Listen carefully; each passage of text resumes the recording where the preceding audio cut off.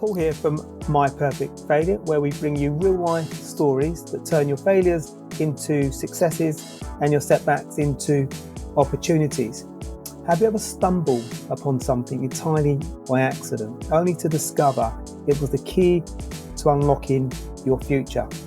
In today's episode of My Perfect Failure, I sit down with Lewis Compton, a man who went from a life devoted to faith and community to a surprising new path, trading.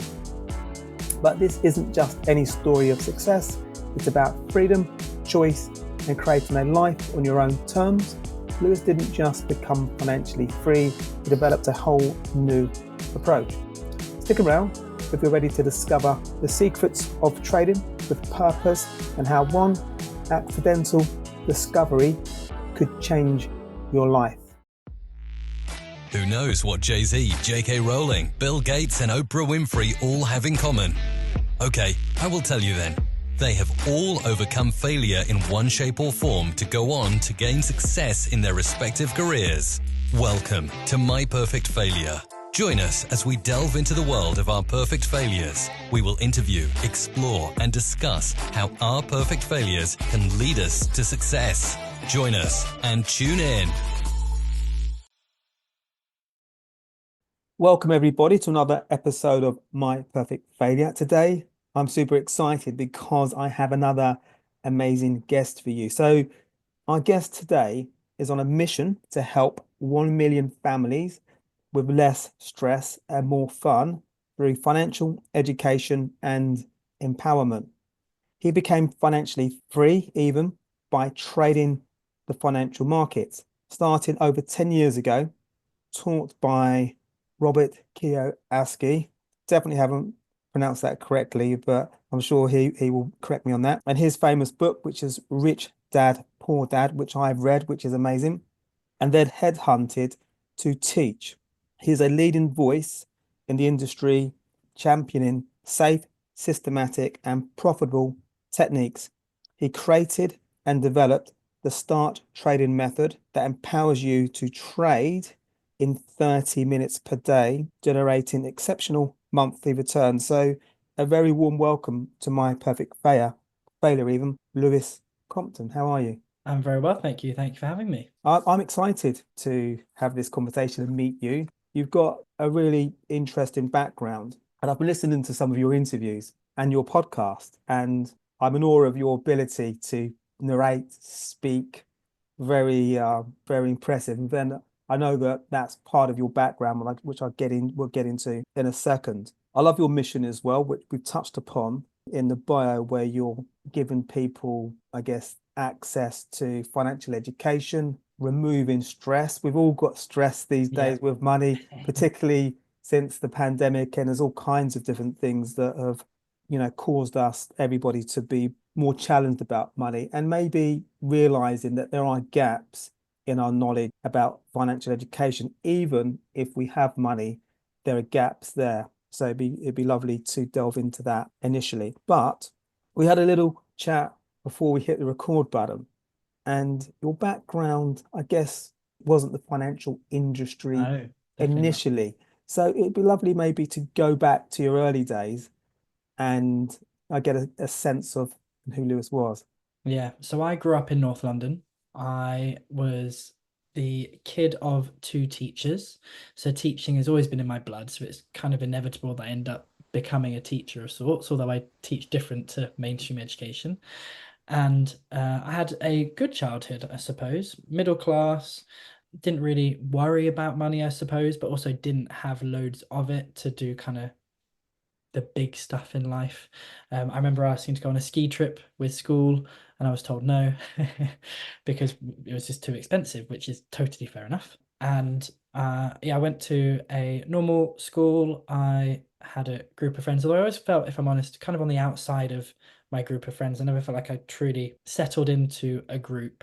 And I went to the local church to get into the local primary school. Well, my parents did, to get into the local primary school, which was the good one. Although my parents resent me saying that because they don't think that's why they went to church. But we weren't a particularly Christian household, really. So we didn't pray, we didn't say grace before we ate. There wasn't really Bibles in the house or things like that. So we were kind of culturally Christian, I think, versus faith-based Christians. But then when I was kind of in my early teens, I kind of decided to buy into the faith myself, and it did become my belief system. It did become my worldview, and I found myself teaching and coaching and running youth groups and things like that. And in my late teens, like 18, 19, whilst at university, I trained as a counselor, a therapist kind of person within the church context as well. And that's where I really started to realize that the core of me, what I wanted to do in my life was to help other people in some way. And I wasn't really too fussy about what that looked like. So I just always did what was in front of me and what I had available. And I was good at talking, I was good at speaking. I'd been speaking since I was 14 years old in terms of public speaking, since I've been speaking since being a I'm child. jealous. Yeah. Wow, Yeah. 14. And so although even now, even though I'm 35 now, I still get nervous before I speak publicly. But the second I'm on stage, it just feels very natural, and I know my topics that I talk about, and I know my subject, and I get to really engage and have fun with the crowd, and I love connecting with people. So when I get to speak on stage, if I feel like I'm connecting with the audience, then it's always good fun for me. I really enjoy that. If I don't feel like we're connecting or there's a disconnect, I hate it, absolutely hate it. Mm. But that's very rare for me. Yeah, that was kind of my early years growing up in North London, was very, in my teens, very dominated by church and faith-based activities. And then in my later years, wanting to help people. Okay. So the church, having this conversation and listening to some of your content, it almost appears that that filled a void, because I think the school environment, you said you felt not quite, that didn't quite, I guess, not go to plan, but maybe you felt a little bit of an outsider. So was church filling a void there, do you think? Definitely. And I think church gave me a number of things. So it gave me community. And when I end up stepping away from the church for various different reasons, including emotional burnout, and when I end up then setting up STARTrading, which is my education company, it was never meant to be just a course. It was always going to be a community. So it's interesting thinking about filling a gap in your life, or uh, Mm. building something out of your own lack. I feel like, if I'm honest, I built STARTrading as a community element out of my own lack of feeling like I was part of a community. So when I was in my teens, the church very much became that place that I felt like I could belong, that we had shared mission, we had shared values, and because they create those values, they create Yeah, for you black and white. So it's very clear what's right, it's very clear what's wrong. And I feel like, again, for various reasons, I needed that in my life at that stage. I needed very, very clear rules and direction as to what was good and what was bad and all of that kind of stuff. And that made me feel very safe, and I operated very well within that. So then it also met all my needs. If we talk about like Maslow's hierarchy of needs, I got yeah, massive significance by being part of the church, especially because I was naturally quite good at speaking in front of people and feeling confident in front of people, and also honed that skill over years. That gives you a lot of significance when you've got a few hundred people telling you how good you are at this or how good you are at yeah. that, and that kind of thing. So, and that you're special, you're anointed by God, you're this, you're that. There's a lot of significance that it gives you. So it was very, very meaningful on a lot of levels for me. Yeah. It feels that it was almost another education. It feels Yeah. very empowering, because I guess church is a respectful and a serious business when you get into it, when you're, particularly what you were doing, you were serving, you were teaching, you were educating. So it's almost like when we're at school, even when we're at school, which we're there to learn, invariably we're having fun a lot of the time. So a lot of the serious business, which invariably comes as we get older, we go to college, we go to uni, then we start work, then it becomes a bit more, well, life becomes more serious. But it almost feels that you were getting some, like, a lot more responsibility than I guess that your peers would have got at that time. I'm making an assumption there, but I would infer in general probably you were getting a lot more experience. The fact that you were able to public speak at such a young age is pretty phenomenal, because you'll get executives now. I know you work with people now, I guess, from all different stratas of life, and there's people that can be CEOs that might struggle with public speaking. So to develop your skills at public speaking from the age of 14 is a wonderful opportunity and achievement. Yeah, it is. And it was a fantastic training ground for so many different things and soft skills and think about how people think and how people operate and why they're motivated to do the things that they do. And I think one of the big things I really took from being part of the church is the sense of mission. So what are you really here to do? And that was one thing that was so intoxicating, and I mean that in a good way, about being part of a church community was we were all on the same mission. So when you're at church and you're singing your songs, you're worshiping, you're doing this, you're doing that, it's all caught up in this sense of shared mission and Mm, vision. And that is a phenomenal experience. And I'm sad for people who've never had that experience, because I think the closest you get to it is a football match. yeah, Because everyone is chanting, they're cheering, they're shouting on for their team, because they want their team to win. And everybody, the thousands of people there, they all want that team to win. And that's what church is like. It's the same kind of euphoria and shared mission and connection with your fellow man in the pursuit of this thing, which may or may not work.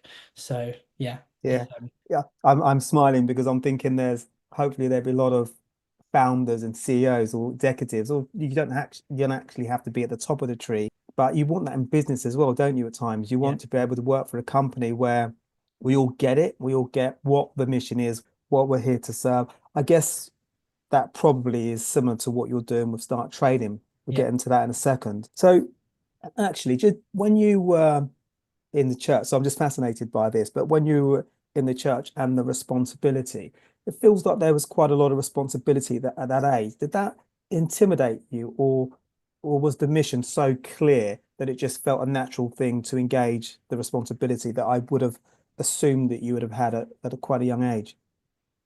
Brilliant, brilliant question. I think going into my memory logs as best I can, there definitely was times where I felt out my depth. I felt like an imposter syndrome. I Yeah, mean, you get that in any area of life, right?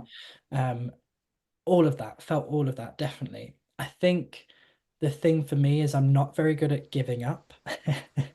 I And so love that. I love always that. just continued. I'm like, cool, yeah, we'll handle this, we'll make it work, we'll make it work, we'll make it work.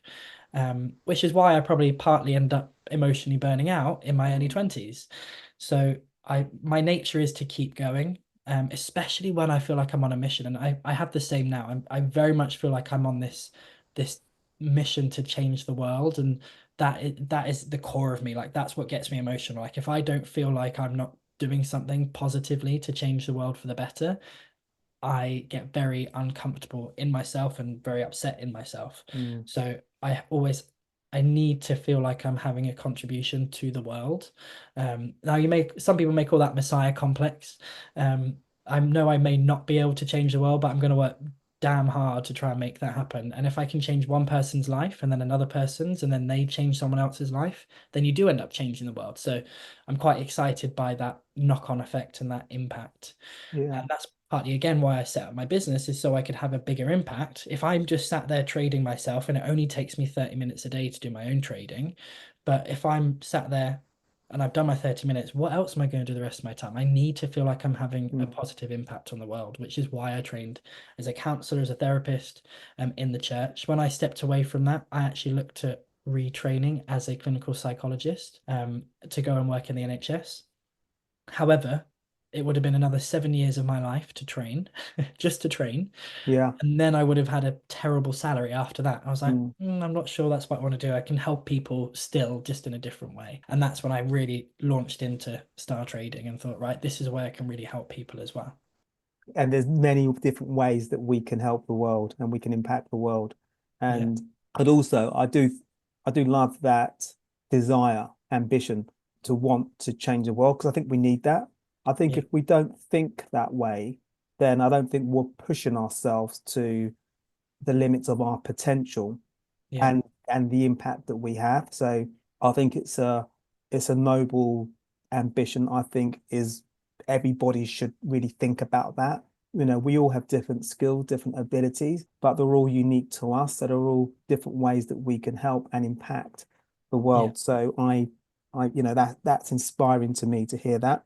So lastly, about the church, I know that you were traveling a lot. You went to the States and everything. So literally, you got really into this and you really could have had I guess, a meaningful and significant career in this business, but you decided that you were going to potentially that it wasn't the way that you wanted your life to ultimately turn out in the church. What was the decision to kind of pull away from that and actually seek a career where it was more about, your own decisions? Yeah, so it was when I was in my early 20s, a few things were going on, to be honest, in my early 20s.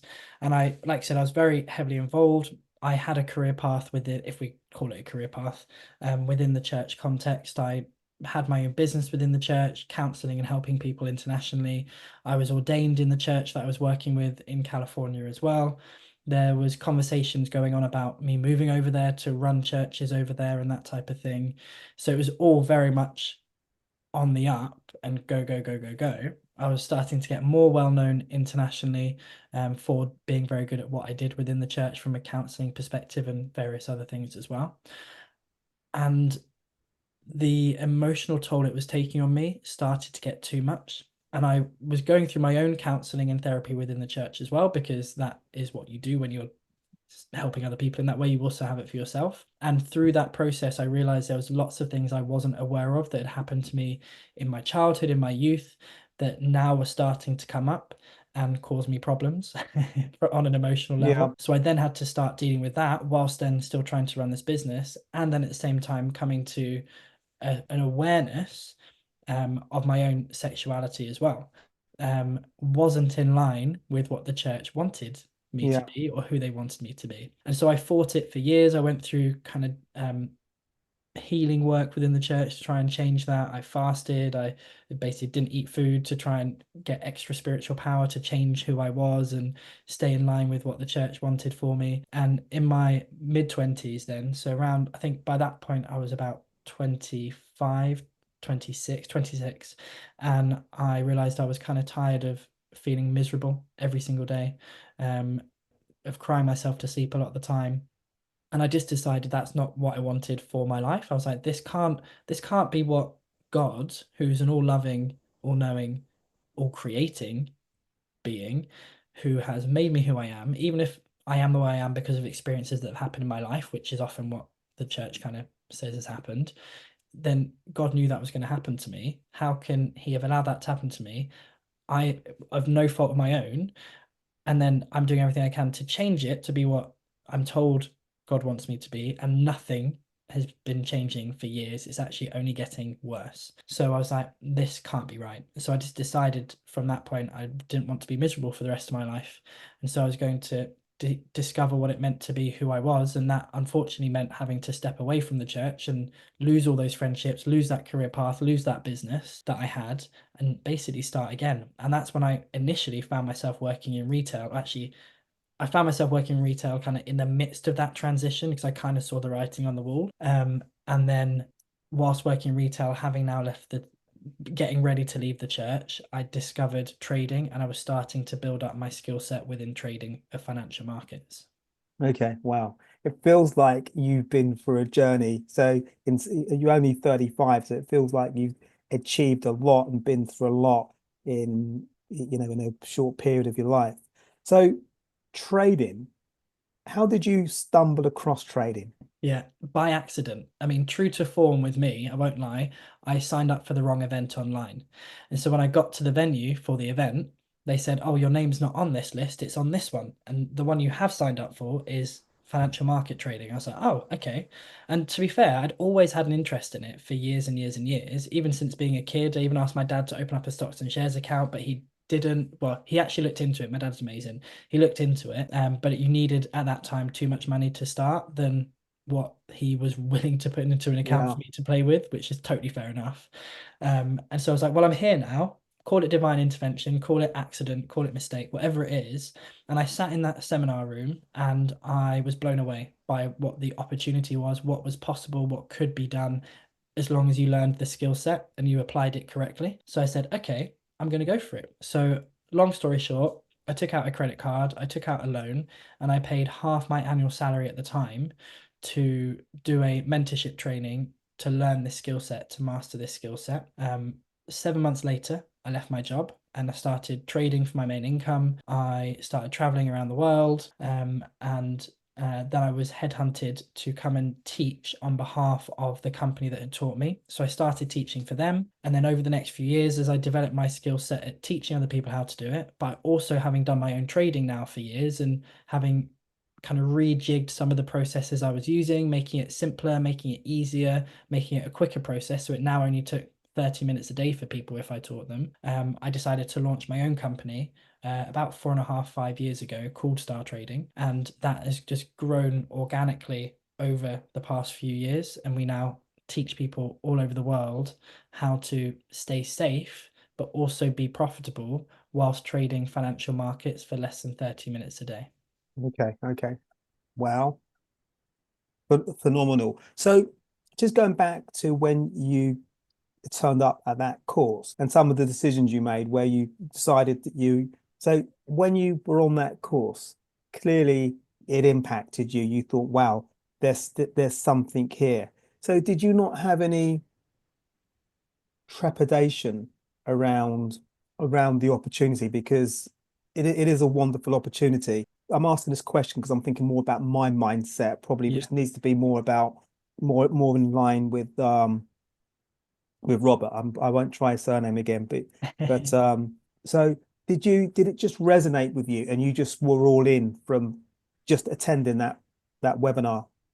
Yeah, so I mean, it was pre-COVID days because it was like 11 years ago now.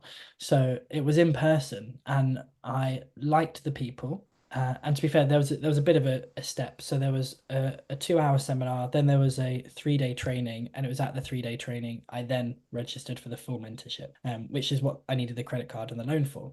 And I think because I knew of the brand Rich Dad Poor Dad, I trusted it Yeah. more than I would have done just some random stranger online. So there was definitely that trust element that was there.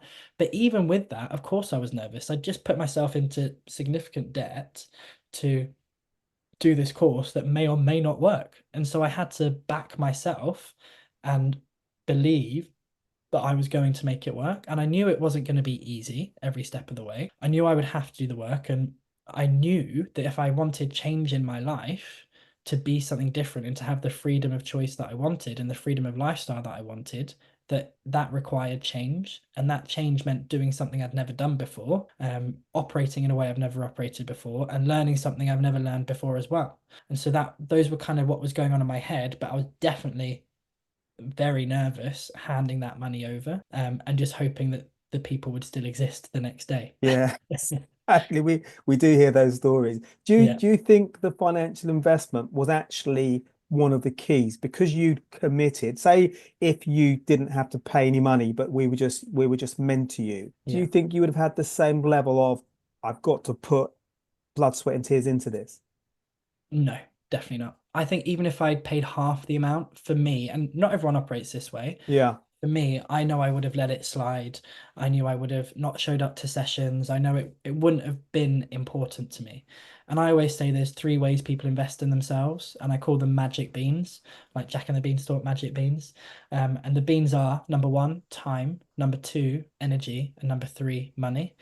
And if you invest those 3 things into yourself, then you will see growth. But if you just throw a load of money at something and don't give it the time, you won't see growth. And you also need the energy involved as well.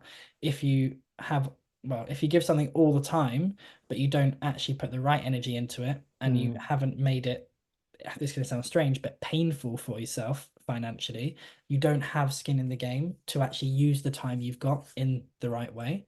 And so I think that was a big key to my success, is the fact I made it painful for myself. I had to make it work. And I see that with my students, is very often the people who spend on the higher training package level that we've got are the ones who get the best results.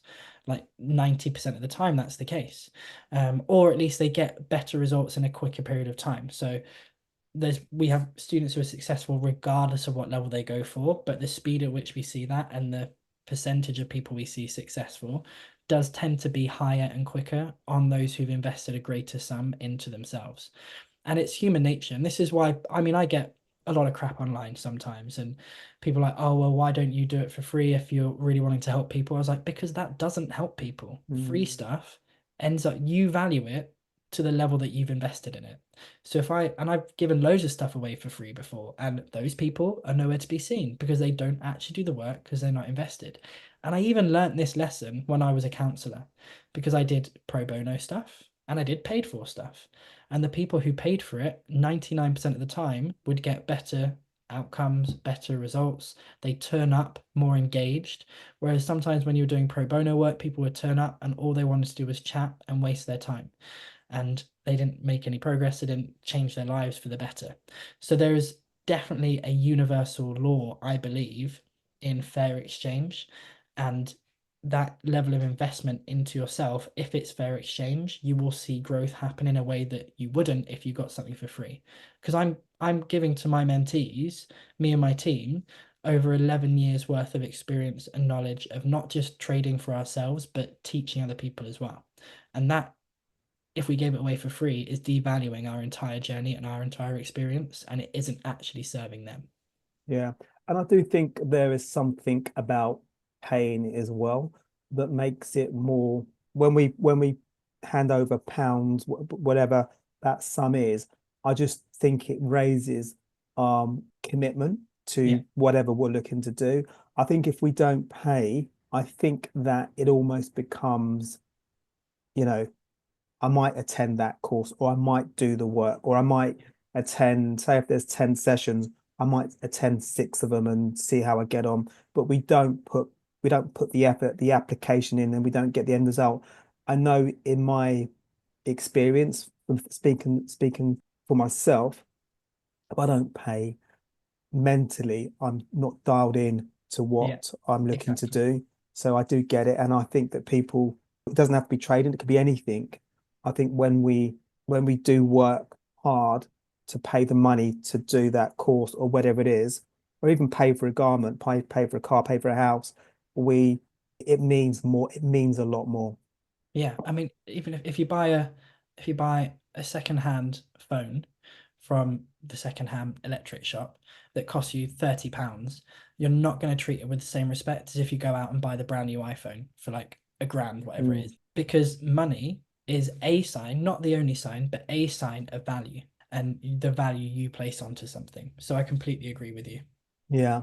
So I want to go back to so you started trading. So you went on a course and you started the mentorship. And within 7 months, I think you said Yeah. that you were trading. Were you trading full time? You'd quit your job and you were trading full time, and you were teaching as well. Tell me about that journey, because that is incredible. Yes, so I wasn't teaching straight away. But yeah, after 7 months of starting my training, I was able to leave my job.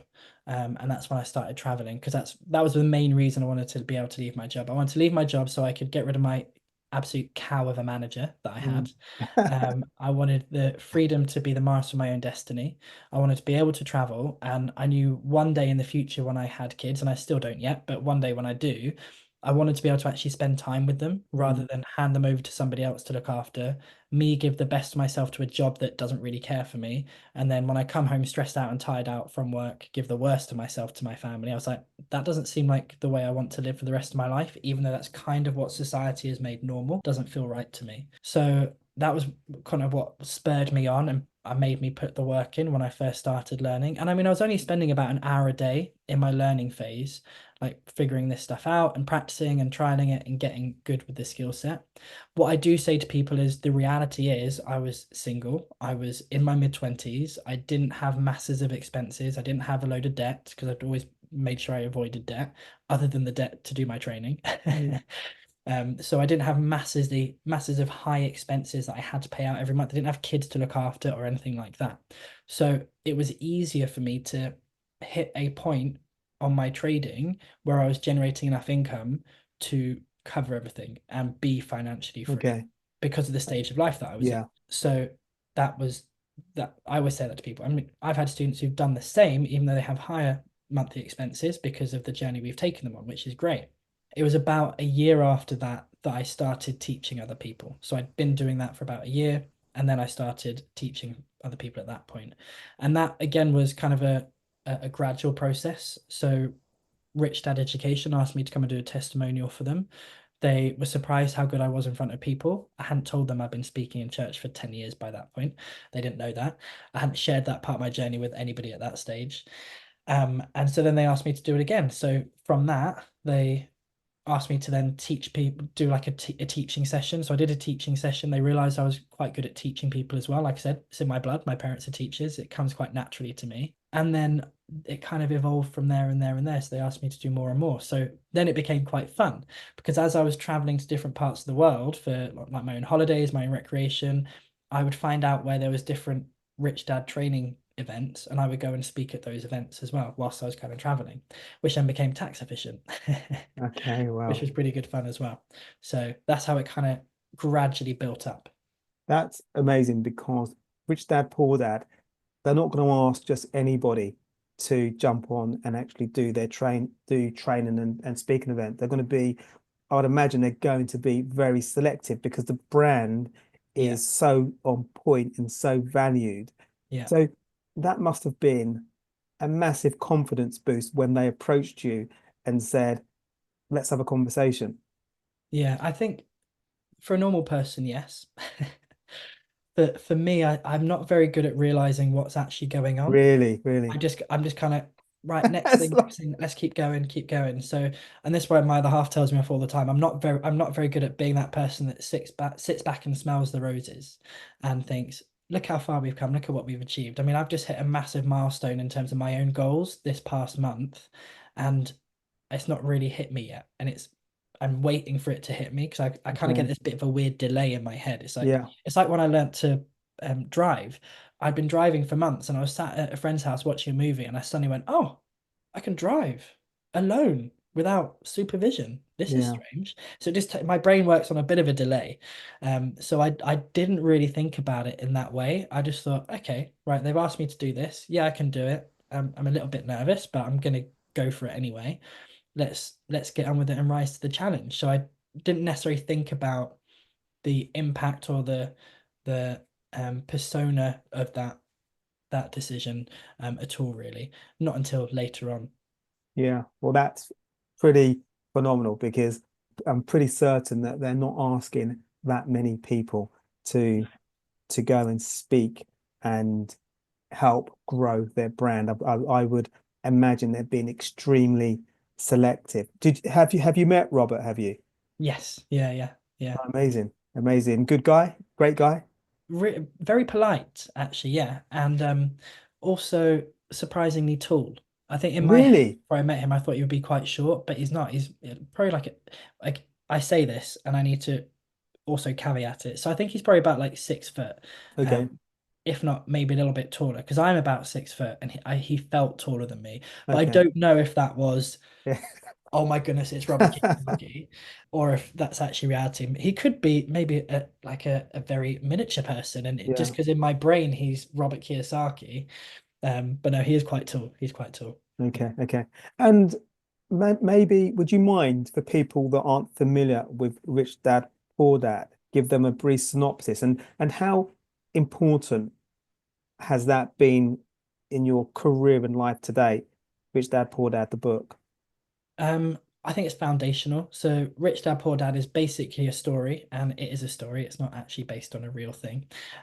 But I know that upsets a lot of people when I say that, but it is a story, and it's uh showcasing the difference in thinking between people who are perpetually poor or never grow wealth, and people who are intentionally growing wealth and doing good things or making good decisions with their finances. So it challenges a lot of our preconceived ideas that we grow up with about how money should be used, how money should be handled, the value of your own home, that type of stuff as well. So it's a really foundational book. And I probably do credit it with a lot of at least the concepts and the thinking that are talked about in there as being quite foundational for me in terms of thinking about how I use and spend and operate with my money as well to build wealth versus just have a good life. Because I was thinking about this yesterday. I had this thought that, and this is why money habits are very hard to change, because when you spend money, you receive instant gratification. When you invest money, you delay gratification. So it's a very hard process to break because we want instant gratification all the time. Yeah, no, yeah, absolutely. And that's a very good comparative that you don't always think about. You do go out and it's funny, I read an article a couple of weeks ago about people that are rich and compared to people or people that have wealth, sorry, compared to people that may have accessible income. So invariably, it was talking about people that have got real wealth don't have six, seven cars. They maybe have one, which they Yeah. pay which they pay a modest amount for. People that have maybe two or three very nice cars invariably don't have wealth. They just have access to some cash, and it's not an exhaustible amount. It gave, and the reason that was interesting to me because I think I know people like that. Okay, so start trading. Like, tell us a little bit about that. And do you have a variety of clientele? Or so who's this for? Is it for people that have got money? Is it people that want to start from the beginning, how they can educate themselves? What does it look like in terms of people what your clients look like? Yes, so star trading is predominantly made up of people. I would say 95% of our mentees knew zero, absolutely nothing about trading and investing before they started with us. So we are experts at taking something which feels quite complicated and inaccessible and making it simple, understandable, and accessible. Whether people are multi-millionaires, we work with multi-millionaires, we work with people who are right at the start of their wealth creation journey as well, and everybody in the middle as well. Regardless of where people start, regardless of what they're willing to invest in themselves in terms of education, whether that's 50,000, 30,000, or just £30, we make sure we cater to all people. And it's a community of people who are all on the shared mission of taking control over their lives financially and creating a life that is better for them and their loved ones. So they're very family orientated people. They are ambitious in a sense, but they're not really money motivated. They're freedom motivated and freedom of choice motivated. That's kind of who they are. And they not everyone is social butterfly, but a lot of us like to spend a lot of time together. So we go on socials, we travel together, that type of thing as well. So we've just come back from Morocco. We're about to go to Tuscany in the new year. Wow. Yeah, and start of this year we went to South Africa as well, which was incredible and probably my favorite place on the planet. So yeah, I would say we are a community designed for people who know nothing about trading. Of course, we have few people who have tried trading before and haven't managed to make a success, and then we help them become successful as well. But yeah, 95% know nothing when they first start with us. Okay. You mentioned that comparison between people that are freedom orientated, maybe possibly it was money orientated. But is it important to have that distinction where they're thinking about freedom? Is that important that there is a distinction there in their thought Yeah, process? I think it is because I think a lot of, and I think it really comes down to education and understanding. So I think a lot of people think what they want is more money. It's not really what they want. What they really want is freedom of choice, to not feel restricted, and to live life on their terms. Because if all you ever wanted was money, more money would make you happier. That isn't the Mm, case for most people. So do we often need more money to have that life of freedom? Yes, we do. But for 99% of people, it's not about the money, it's about the freedom. And it's about that freedom of choice, freedom of movement, freedom of who you spend your time with and when you spend your time with them. That is what's important to most people. Being able to live a life of passion and purpose, doing things that they love, not forced to work in a job to put food on the table, in a job they may not even enjoy. Some people love their jobs, that's absolutely amazing, but that's not everyone's situation. And even if you love your job, you probably want to do it more on your own terms when you want to do it rather than the way you're forced to do it. It tends to be true as well. So for me, I always kind of say it's never about the money. It's about what that money gives to you, the outworking of that money. And that's why we have to get good with how we use our money. okay, okay. That totally makes sense. So are you with the with Start Trading and your academy, are you educating people on the trading itself, but also education, I guess financial education as well? Are they getting both of those areas fused together? Yeah, I mean, our primary focus within kind of our mentorship programs really is the trading side, but we always have conversations around money in general as well. Mm, And my content on social media is becoming more around that financial education piece. And talking about how to be good with your money versus just about trading. Because I do believe every single person can make a success of trading, but often what we need to do is fix people's leaky buckets financially first. And if yeah. we could plug those holes, then they can actually have more money to trade with as well, which is pretty good, and more money to invest and do the things they want to do. Okay. When I was reading out some of your bio, I mentioned that people can get to the point where they're trading about 30 minutes a day, Yes. which is pretty phenomenal. So, and I guess that would be caveated, I would imagine, by people's commitment to actually when they sign up. You can't just, I guess, sign up and expect it. You've got to put the work in. So, what's that journey like to get to the point where people are able to trade 30 minutes a day? Yeah, so our general process with people at the moment is they can come along to one of our absolutely content filled, loads of knowledge given to them, truth bombs, all of that sort of stuff in a 60-minute masterclass, which is completely complimentary. Anyone can come to that. Then we kind of have an introductory 5-night training, which is only about, at the moment, £30, but that is going to change fairly soon and go in an upward direction. So that kind of gives them 5 nights of getting to grips with the content material, practicing what we're teaching them, getting feedback from coaches and mentors, and just gives them a really good idea if this is a good fit for them. It's an absolutely brilliant event. And we even show them how to place live trades, and we'll place live trades with them by the end of that week as well. If they're then on a mentorship with us because they decide, yeah, this is what I want to do, I can see the benefit for me, I'm loving this, I'm enjoying it, and they do an actual mentorship with us, then we take them through minimum an 8-week process. By the end of that 8-week process, they'll understand financial markets, they'll be able to trade at least one of our strategies live. And if for whatever reason they're not, we would actually continue to work with them until that they are. So we make sure people are covered and secure. And really, the ethos behind Star Trading is that old Oxfam advert, which is give a man a fish, he'll eat for a day.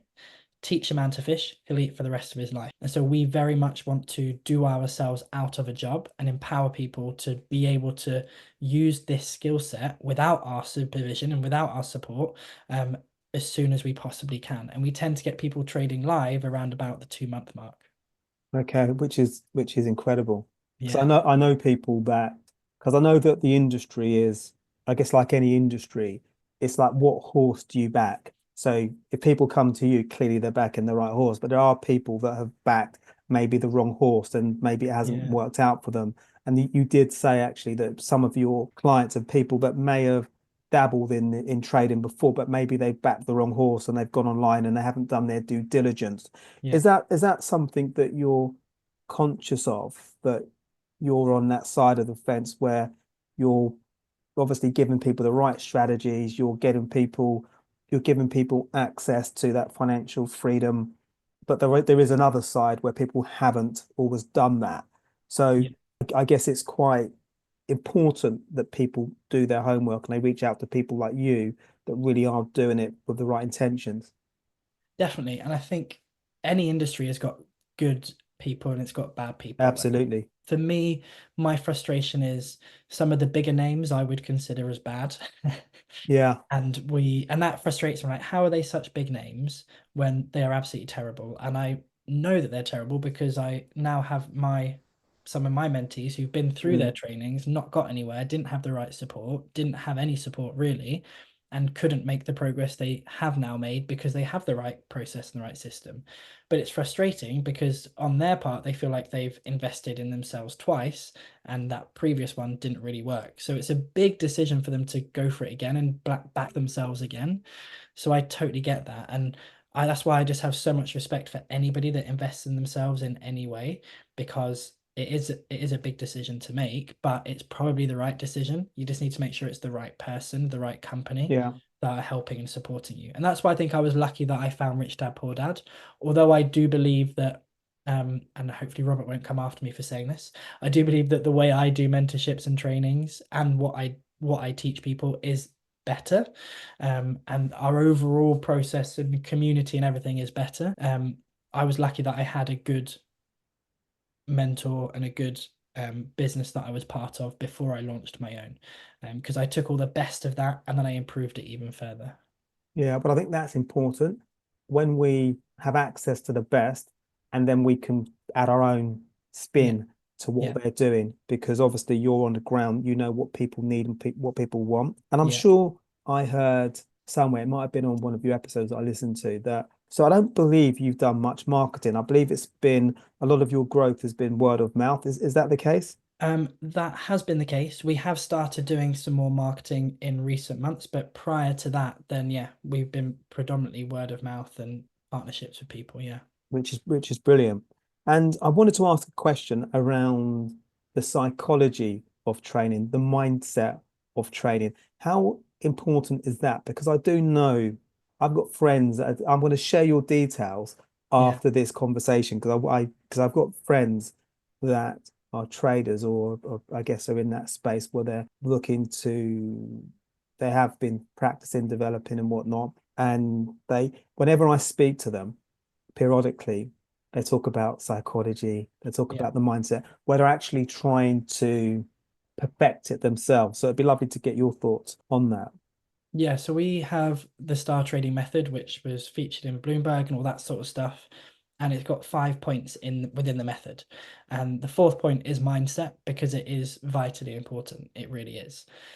The thing with mindset is you need to make sure, first of all, that you have a process that works in terms of the actual strategy that you're trading in the market. If you know that works, then we can make sure the mindset works as well. Because if the strategy doesn't work, then no matter how good your mindset is, the strategy is never going to work. Okay. But if you could have the perfect strategy, but if your mindset was off, then it's also not going to work. So mindset is vitally important once we have a strategy that we know is tried and tested and works, which is what we obviously give to our mentees. So mindset is the biggest problem, or rather the biggest reason why people wouldn't be successful in trading, even if they have everything else correct. So it is really, really important, really, really important. And it's really about not forcing things in the market that aren't there. It's about sticking to a tried and tested system and the mindset to empower you to do that, Okay. and consistency. Okay. That makes sense. So does the system almost control the mindset, because you've worked on your system that's locked down, and that's going to pretty much enable the mindset or the Yeah, psychology? it should do. It should do. Okay. Um, the problem is if your mindset isn't locked in, then even if your system is good, you will see things that aren't actually there. And that's the very Really? strange thing. Yeah. So, and you'll make decisions you know you shouldn't take, but you're going to do it anyway. Yeah. Yeah. I get it. I get it. Because sometimes when you know you shouldn't do it, you're still, Paul, why are you doing that?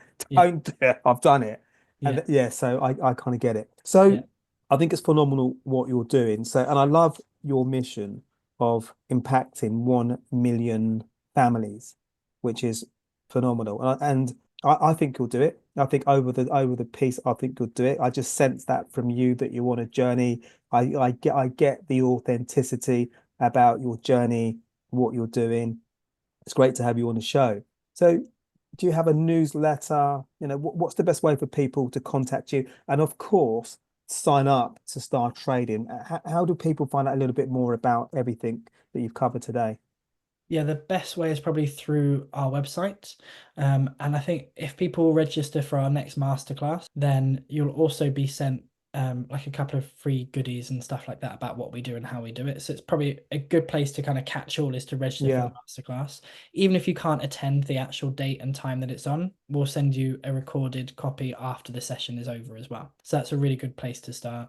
Or by following me on Instagram, it's where I'm most active. So I'll share that with you as well for people.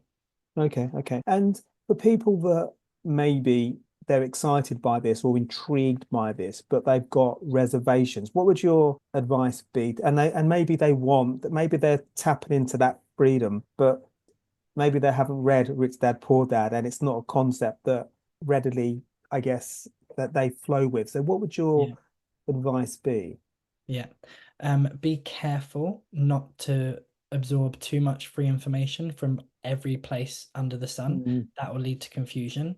But at the same point, do something with that desire, but be safe while doing it. So pick someone who you like, know, and trust, and absorb their stuff, even if it's their free stuff to begin with. So that could be all of, if it was me, for example, all of my YouTube videos, all of my podcasts, coming to one of the masterclasses, that type of thing, and go through their process and learn what it is they've done in order to become successful as well, with their investing, with their trading. So that's probably a good one, is don't try and learn from absolutely everyone. Pick one person, flow with them, go with what they teach you, and take hold of the opportunities that they share with you. Yeah, I think that's really good advice as well. Because I think definitely, and I guess maybe I've done this over the years, where you try and tap into everybody and it Yeah, becomes really confusing, and you get this conflicting advice, information, and you kind of end up in no man's land. So I think it really is important to back maybe one horse, so to speak, yeah, and then just put all your energies focus into that, and also do your research as well. exactly. Do your research. We have one recurring question on the podcast, which is, if you could invite three inspirational people for dinner, they can be live or past, who might you invite? Yeah, so I feel like two of mine feel a bit boring, but I think they'd be interesting to see them in a room together. And maybe it's just because of what's going on at the moment in the UK, but I think having Thatcher in a room Yeah. with Winston Churchill Wow. would be really, really interesting. And then I would probably want someone like Nicholas Tesla, because his brain and the way he created and invented was just phenomenal. I'd just love to hear kind of how that way of thinking manifest and worked out. So I think Yeah. those are kind of three that I would find quite interesting in a room together. Yeah, that would be brilliant. I would, yeah. Yeah, that I'm just thinking about that dinner, because he would bring so much, Nicholas Tesla, sorry, would bring so much energy, Yeah. ideas, and I think they probably would be initially thinking maybe he's a bit of an upstart, but by the end Yeah. of it, I think they would be like, okay, we need to have another meeting about some of Yeah. those ideas you had. Yeah. Lewis, wow, really enjoyed this discussion. Love what you're doing, love your authenticity, love your journey. I definitely would love to stay in contact with you, because I know you're going to be doing wonderful things, not just now, but in the future. So thanks for your time today. Absolute pleasure. Thank you for having me. Thank you. Thank you. And thank you, everybody, for tuning into this episode of My Perfect Failure. We're always looking to grow the show. So please do tell us what you like, and equally what you don't like. If you are watching on YouTube, please do hit the subscribe button. It really does help us grow the channel. Until the next time, take care for now. Bye. Thanks for listening to My Perfect Failure podcast. Be sure to visit www.myperfectfailure.com to join the conversation. Subscribe to our podcast on iTunes or Google Play. Look out for our next episode.